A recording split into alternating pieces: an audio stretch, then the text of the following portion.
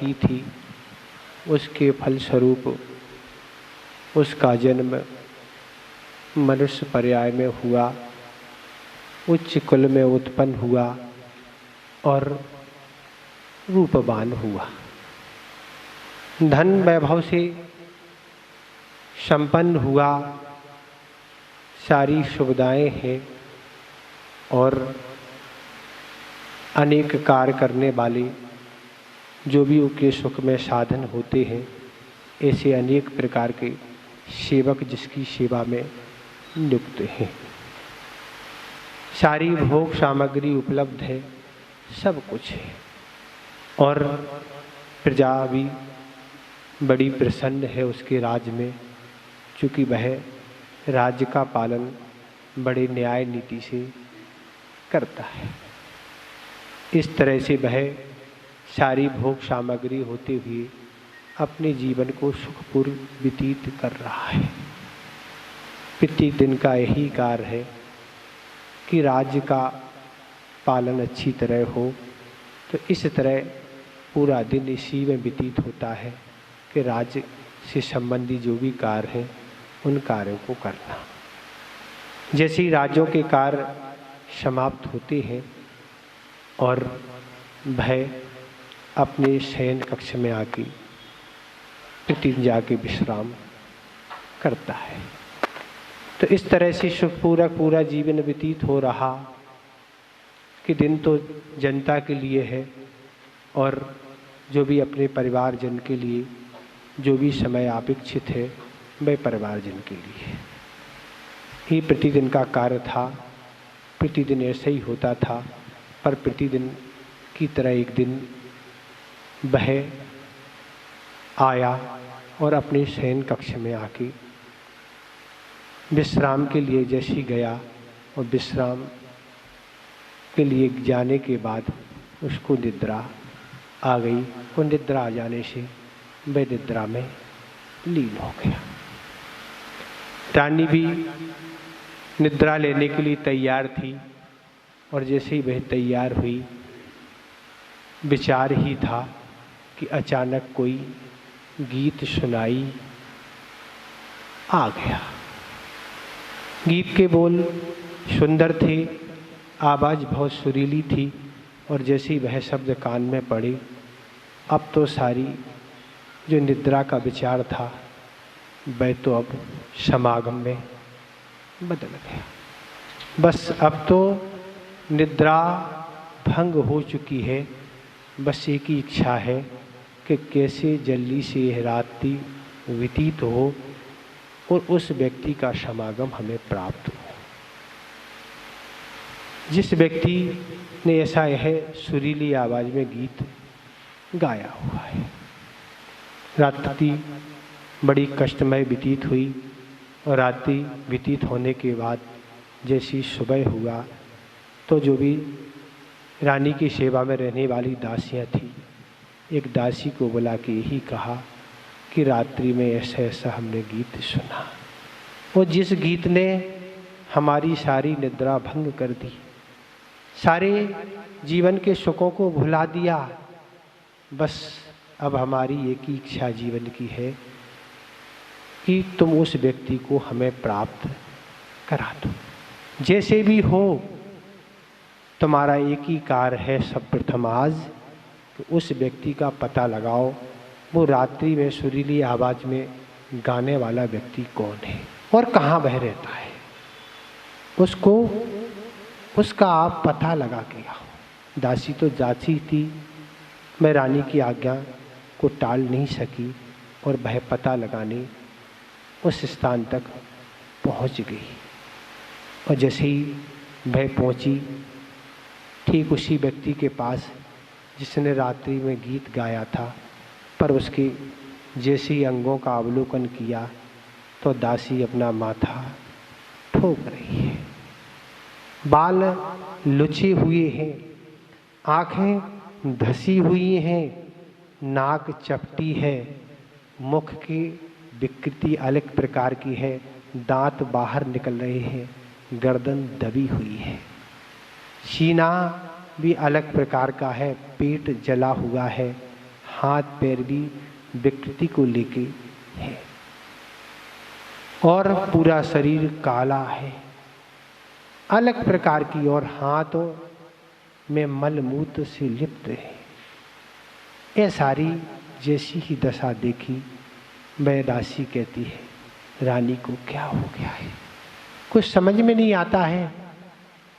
और राजी दासी ने सारा निरीक्षण करके वह रानी के पास पहुंची और रानी को एक एक अंग का दिग्दर्शन करा दिया कि रानी, जो आपकी आज्ञा थी, हमने आपकी आज्ञा का पालन किया। पर रानी के बारे में वह दासी सोच रही है, कहाँ उर्वशी के समान सुंदर इसका रूप हमारी रानी का, और कहाँ वह टुकड़ों पर पड़ने वाला एक व्यक्ति, क्या करना जा रही है। पर सारी बातें बताने के बाद भी रानी कहती, भगवान काम जिस पर प्रसन्न हो उसका न कुल देखा जाता है, न उसका रूप देखा जाता है, न उसकी कोई स्थिति देखी जाती है, बस वही हमारे जीवन का क्या है, बस कार्य है।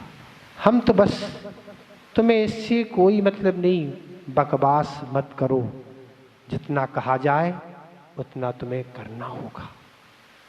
अब दासी तो दासी थी, और दासी ने सारी बात कहने के बाद भी एक ही बात करी, बस तुम तो कह देना उससे कि रानी जैसा चाहे वैसा तुम्हें करना है। दासी ने वैसे ही उस व्यक्ति से कह दिया। प्रतिदिन की तरह राजा आज भी वह विश्राम गृह में आया और निद्रा में लीन हो गया। अब वह जैसे ही निद्रा में लीन हुआ, जो भी प्रतिदिन राजा और रानी के लिए जो भी सुगंधित पदार्थ, फूल माला, तरह तरह की वस्तुएं जो आती थीं, वह सारी सामग्री उस रानी ने उठाई, चूँकि राजा तो निद्रा में लीन हो गया, और सारी सामग्री उठाई जो भी उसको पता ज्ञात था। वह अंधेरी रात में एक राजघराने की रानी, जहाँ सारे सैनिक तैनात हैं, सब कुछ लगे हैं, पर उसमें भी कोई एक नया रास्ता खोजा और उस सारी सामग्री को लेके ऐसी रात्रि में बस उस व्यक्ति के पास वह पहुंच गई, और पहुंच के सारी रात वहीं उसने व्यतीत पाप कार्य में की। और वह जैसे ही उसको लगा कि अब राजा का सोने का समय समाप्त होके अब तो उठने का समय है, और वह वहाँ से चल के छल निद्रा में आके राजा के समीप सो गई। और इस तरह ये प्रतिदिन का कार्य उसका बन गया कि प्रतिदिन जैसी राजा निद्रा में लीन हो, सारी सामग्री उस पर उठाए और प्रतिदिन वहाँ जाना। यही उसका प्रतिदिन का कार्य था, सब तरह के पाप करना और समय पर वापस आ जाना। पर धीरे धीरे समागम का समय बढ़ रहा था, प्रेम वहाँ बढ़ रहा था, पर राजा के प्रति उसका जो प्रेम था वह धीरे धीरे कम होने लगा। और कम हो जाने के कारण राजा को लगा निश्चित कुछ न कुछ गड़बड़ी तो है। जो पहले का जो प्रेम हमारे प्रति रानी का था वह अब नहीं है। इसका कारण क्या है? इसका कारण तो पता करना होगा। तब एक दिन राजा आया और वह कुछ कार्य, आवश्यक कार्य में वह आज प्रतिदिन की भांति आज कुछ विलम्ब से आया, और विलम्ब से आके वह क्या है, छल निद्रा में सो गया। रानी को तो यही पता है कि राजा सो गया, पर वह भी सोया नहीं, वह सोते हुए भी सब कुछ देख रहा है। और जैसे ही राजा छल निद्रा में सोया, सारी सामग्री उस रानी ने उठाई और उठाकर वह फिर प्रतिदिन की भांति वहाँ जाने लगी। और जैसे ही वह जाने लगी कुछ दूर ही पहुंची थी, राजा भी निद्रा से उठा, वह भी पीछे पीछे चला गया। रानी आगे है और राजा पीछे है। जैसे आगे बढ़ती गई रानी और जय पीछे पीछे, जैसे ही उस स्थान पर रानी पहुंची, चूँकि प्रतिदिन की भांति आज कुछ समय में विलम्ब हो चुका था, इंतज़ार बड़े समय से था, और जैसे ही रानी पहुंची, जो भी वह व्यक्ति था सबसे पहले उसने तो बाल पकड़े उस रानी के और बाल पकड़ के घसीटना प्रारंभ कर दिया। पैर पकड़े, पैरों से पिटाई प्रारंभ कर दी। तरह तरह की यातना उस व्यक्ति ने करी, जो भी उसके आट में हंतर थे, जिससे वह अपना कार्य करता था, पीटना प्रारंभ कर दिया। और इतनी उसने पिटाई और इतनी ताड़ना की कि वह रानी को मूर्छा आ गई। रानी बेहोश हो गई, अब उसको कोई होश नहीं। सारा का सारा दृश्य वह राजा दूर खड़ा हुआ देख रहा है। क्या स्थिति है इस संसार की। और कुछ समय 2-3 घंटे व्यतीत हुए, तब रानी की मूर्छा भय दूर हुई, और मूर्छा दूर होने के बाद वह पैरों पर गिर पड़ी। कहने लगी उस व्यक्ति से, क्षमा करें आप, आज राजा बहुत विलम्ब से सोए, उस विलम्ब के कारण ही मैं कुछ विलम्ब से आई, क्षमा करना। आप पर अनादर कभी नहीं हो सकता, आप ही हमारे सब कुछ हैं। ये तो आप कभी उम्मीद नहीं कि आप पे अनादर हो, इसलिए मैं लेट आई। आपसे ही हमारी सब इंद्रियां तृप्त होती हैं, हम मन हमारा संतुष्ट होता है। ऐसी वह याचना रानी उस व्यक्ति के सामने कर रही है, क्षमा याचना कर रही है, और उससे आगामी समागम की इच्छा कर रही है। ये सारी की सारे वार्तालाप राजा सब सुन रहा है और विचार कर रहा है, क्या इस संसार की दशा है। आज तक हम किस पर विश्वास करते थे, कौन हमारा है, ऐसी उम्मीद तो हमें नहीं थी। ऐसे राजघराने की स्त्रियां जिन्हें हम सुख से भरपूर देते हैं, सारी सामग्री सब कुछ अच्छी से रखती हैं, पर कितना बड़ा विश्वासघात है।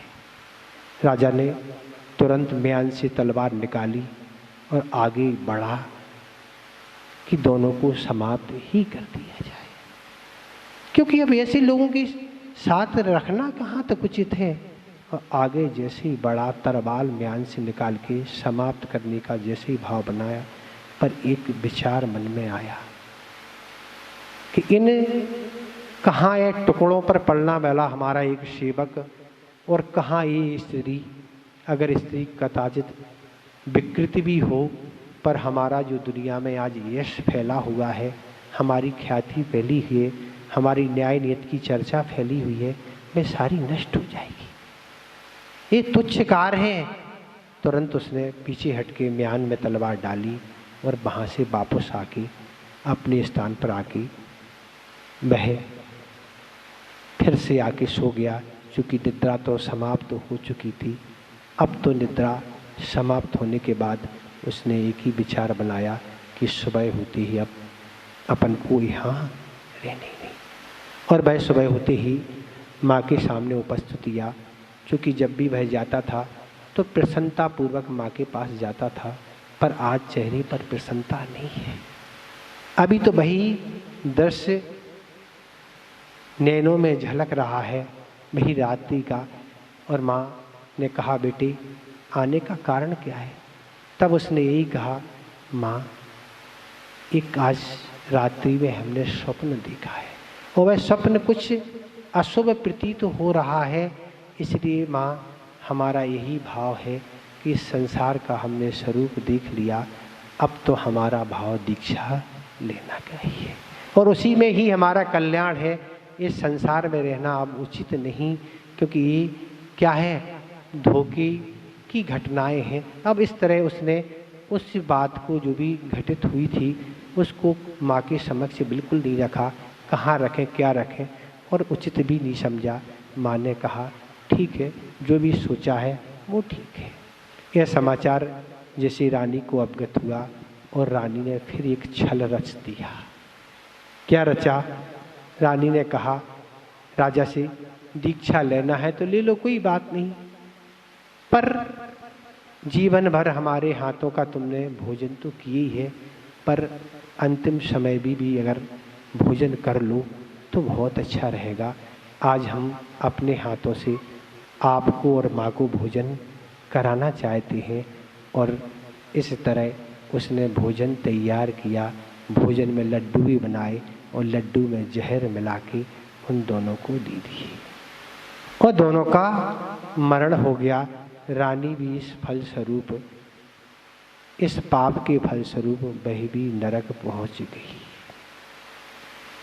तो कथा है, वह कथा रखने का यही भाव है कि व्यक्ति सिर्फ कौन सी इंद्री है?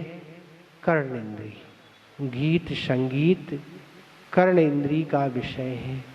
जब एक इंद्री के विषय के फलस्वरूप उस रानी की क्या दशा हो गई। वह कहाँ उर्वशी के समान ऐसी सुंदर रानी, कहाँ राजा का समागम, कहाँ पूर्व पर्याय पुण्य के फलस्वरूप सारी सुख सुविधाएं मनुष्य पर्याय सब कुछ अच्छा ही अच्छा मिला, पर वह एक कर्णेंद्री के विषय के द्वारा उसकी एक दुर्गति हो गई। और जहाँ संसारी प्राणी पांचों इंद्रियों की दास्ता में लगा है, उनकी चाकरी में लगा है, मन की चाकरी में लगा है, तो वहाँ क्या होगा? एक सिर्फ स्पर्श इंद्री क्या हो गया? कर्ण इंद्री से वह स्पर्श इंद्री के सुख में बदल गई और उसके फलस्वरूप ये परिणाम निकला। जबकि कथा है तब तो इतने साधन नहीं थे जो आज कर्ण हो, चाहे स्पर्श इंद्री, चाहे कोई भी इंद्री हो, पर उस जमाने में सारी चीज़ें नहीं थी उन इंद्रियों के भोग के लिए। पर आज तो कितने बढ़ के सारे साधन पांचों इंद्री के सुलभता से उत्पन्न होते जा रहे हैं और उन्हीं में जीवन व्यक्ति का लगा हुआ है, उन्हीं को वह सुख समझ रहा है, उन्हीं सुखों में रात दिन व्यतीत कर रहा है। उसका फल क्या होगा? तो फल तो वही होगा जो कर्म को मंजूर होगा। तो ये ऐसी एक कथा है, ज़्यादा तो आपको नहीं सुनाना है क्योंकि समय आपका हो ही रहा है। आप तो समझदार सभी हैं, समझदार सब है, सब कुछ आप जानते हैं, ज़्यादा समझाने की आवश्यकता नहीं है और ज़्यादा समझाना भी अच्छी बात नहीं है। संकेतों में आप पढ़े लिखे लोग हैं और सारे साधन सारी चीज़ें आपके पास उपलब्ध हैं, विवेक तो आपके साथ है ही।